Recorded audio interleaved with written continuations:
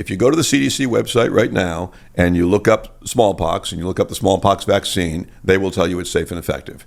If you go to the Scripps Medical Center and look up smallpox, they will say it's not safe and effective. And so it's not a consensus on this thing. But in the case of the CDC website, they then list the people who are most likely with a smallpox vaccine, which is a very bad vaccine, by the way. I mean, it's got a lot of adverse events. They'll list for you on the CDC website right now the people who are most likely to experience an adverse event from the smallpox vaccine. And I want to give you some examples of who those people are. People with a family history of heart disease. In other words, 80% of the people in the United States. People with diabetes. In other words, 44% of the people in the United States. On and on. I'm not going to give you the actual stats here, but it's in that book. By the time you're done with them telling you who it's not safe for, nobody left. Nobody left. And yet they will use the phrase safe and effective for that. And that phrase is like a hit single that they can't stop singing. The CDC is in the vaccine business. They never tell you about a vaccine problem. They only tell you, and by the way, just to correct myself on something, they did tell us about a vaccine problem with the Johnson & Johnson COVID vaccine. But they didn't pull it. All they did is they put it on the package insert. Yes, this can cause blood clots. Now they have on the package insert that this vaccine can cause myocarditis, that Moderna and Pfizer can cause myocarditis in young people. Well, the problem is no consumer of a COVID vaccine ever sees the package insert. Right? You go to a pharmacy and they give you the injection. Right. Nobody says, would you like to see the package insert before you make this decision? And we weren't coming out of a time when people were reading the fine print. People were desperate for an authoritative figure to give them the truth. And what they found was they were living in an age where experts simply didn't agree on really anything at all. Yeah. Society is moving toward people not having personal responsibility for their behavior, for their choices, for their safety. There's a great Wordsworth poem that he said, "In ourselves our safety must be sought, by our own right hand it must be wrought." We have to do it.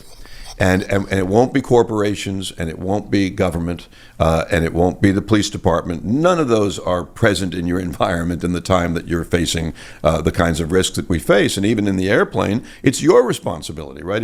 I'll give you a really interesting example that after 9/11, there was they improved the security of the cockpit, and various screening processes changed, and they put U.S. Marshals on board some flights. But there's 20,000 flights a day, and there's not 20,000 U.S. Marshals on board. And I actually opposed it, because what happens is that if you were going to be facing somebody trying to get into the cockpit, I want the passengers to get up and participate. I don't want them to think, the government's going to take care of it. In fact, I wanted it in the pre-flight instructions from say that if somebody tries to get into the cockpit, we rely upon the passengers to participate. I want Flight 93. Protect the cockpit. That's right. Protect the cockpit door. But governments don't do that, because governments are in the total business of, we'll take care of it. We protect you in every regard. It's the infantilizing of course. Grown-ups. How great this is. If we are not able to ask skeptical questions or to interrogate those who tell us that something is true, to be skeptical of those in authority, then we're up for grabs for the next charlatan, political or religious, who comes along. It wasn't enough, Jefferson said, to enshrine some rights in a Constitution or a Bill of Rights. This is the punchline. The people had to be educated, and they had to practice their skepticism. Otherwise, we don't run the government runs us. And that is where we're living right now. The book he's quoting from is called Cause Unknown, and even though Gavin won't take credit for it, he's mostly responsible for it. There's an intro by RFK Jr. The book itself was written by Ed Dowd, famous financial guy, BlackRock, ran a $14 billion fund. And good God, man, this book, I mean, I've never read a book like this. I've never seen so many pictures in such a serious book. I've never seen such footnoting. I've never seen such backup. Folks, this book has QR codes. Yeah, hundreds of QR codes. Next to actually. virtually every claim. Yeah. And I scanned a dozen of them. And it takes you down rabbit holes you probably don't want to explore. But one of the things Dowd does that's so great is he basically says what I've tried to do in every crazy endorsement relationship I've ever had, which is say, don't take my word for it. Right. Yeah. Just don't take my word for this. I'm not an idiot. I did my homework. You do yours. Yeah. And you give people the resources. And I mean, I'm probably going to do a poor job of summing this up, but you're just making a very compelling. You're not even making a case. You're asking some really uncomfortable questions about why 60,000 people have died in excess of that which we could reasonably expect. What's the official term? Excess mortality. Yes. Yeah. Excess mortality is a measurement done by every country that has a good organized medical system, and it's a measurement of how many people die every year, which is about 3.5 million people, by the way, Americans. What ages are they? What are the causes of death? And we know that that number is going to be fairly constant, and when you have excess mortality, you always have to ask why, right? In this case, it's excess mortality among the exact population that has no reason to die. Young, fit, healthy people, working age Americans, pardon me. And working age Americans who are working, they are fit enough to go to work. So they're not in the hospital. And, we had in 2021, we had a 40% increase in death claims for insurance companies. It was unheard of. There's a page in there that has all these news. Australia had it, the UK had it. And so one of the questions we have to ask is, did our mass vaccination program end up harming some people? Let's say that all vaccines have the intention to benefit you by keeping you from some particular disease, measles, mumps, polio, whatever it is, but all vaccines also have adverse effects for some people. And that equation has got to be reasonable, meaning it's got to be some people are going to be harmed by this vaccine, but millions are going to be saved, for example. But that's not the way this mass vaccination program worked. It ended up harming a tremendous number of people who wouldn't be harmed, young people. And what that book lays out is it asks the question, it shows you athletes, for example, young athletes dying right on the basketball court, right in front of people, never in the national news, by the way. Always, we had to get everything from local newspapers.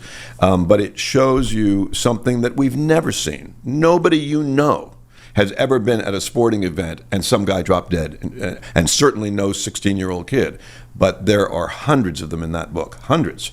And where they are, they were publicly reported, and they are young people who died in their sleep, fit young athletes. And so we just have to ask the question about what are the possible causes. And sometimes the possible causes, are hard to find.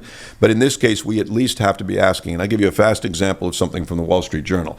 So when all these insurance companies reported this enormous excess death among working age Americans, young Americans, how do the insurance companies know? Because they're paying death benefits on them. And we know they're working because they're working for companies that provide that insurance and for they're them. Scrupulous at this point. Oh, they are in the business. They're actuaries, man. They're in the business of, they want to count every single one.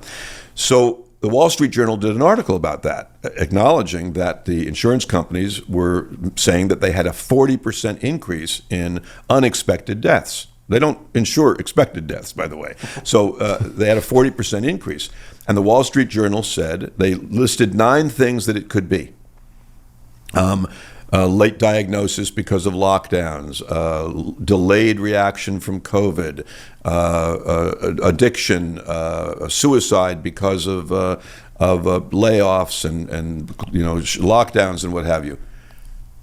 And they list 9 things, and they just don't bother to list the mass vaccination that was administered to working age Americans. So you have to, if you're not even willing to ask the question, if it's there's an electric fence around that topic, right? And electric fence topics are always filled with bullshit, and they are always not able to resist scrutiny. I'll give you some electric fence topics would be, transgender surgeries for people under 18. That's an electric fence topic. I'm not allowed to ask any questions about it. I'm not allowed to say, I don't know, maybe you don't start the hormone treatment until they're after 18.